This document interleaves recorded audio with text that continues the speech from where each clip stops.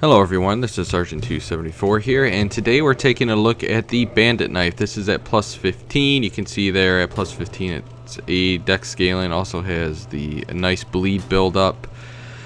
It only requires 6 strength, which everyone has, and 12 dex to use. You see the critical hit multiplier there was 147. That is the highest in the normal game. If you have the DLC content, it becomes the second highest because the Dark Silver Tracer has a crit of 160. But still, this here is a devastating weapon because it is very fast, it is powerful, and the bleed buildup can surprise people before they have a chance to negate it or do anything about it. So, moveset, pretty simple. I mean, it is a knife, so there's nothing special about it. But yeah, I'm gonna show you how to get this knife. There's only 2 ways you can get it. You can yeah, I'm not very good with the target shield, as you can see here, but the first way to get it is start as a thief, because they come with it already equipped. The only other way to get it is to fight these guys here. The bandits in the Lower Undead Burg, or I guess they're hollow thieves, technically.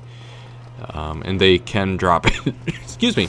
They can drop it, as you will see shortly.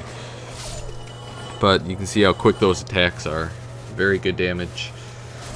And here I go and kill the, what's-his-name's dogs, Capra's dogs, because they piss me off every time I fight Capra. I want to kill him again. But yeah, you have 6 opportunities to get the bandit knife. Because there are 6 of these undead thieves, and lo and behold, I was lucky enough to get it dropped by that dude right there. Alright, so how does this thing do in Orlando? You can see there are my stats, 40 dex, so this is pretty much maxed out damage for this weapon. It doesn't do a lot, but they are fast attacks. It's going to be a little difficult against these guys because the range is obviously pretty short. So this isn't necessarily the ideal weapon, obviously, for fighting the giants, but it is doable. Excuse me. And I believe you'll see in the next giant, I am actually able to get some bleed out or blood loss on him.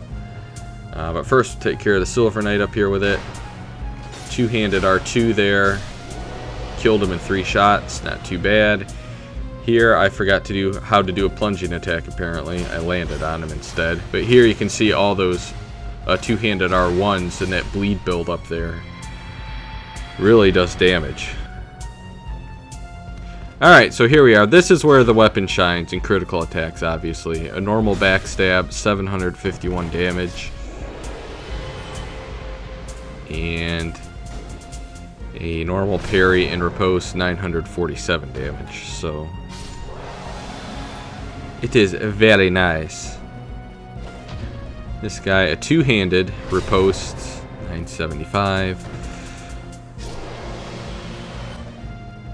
And then we come in here against this guy, and I try to bleed him out here, but I accidentally backstabbed him, so, but whatever, you get the point.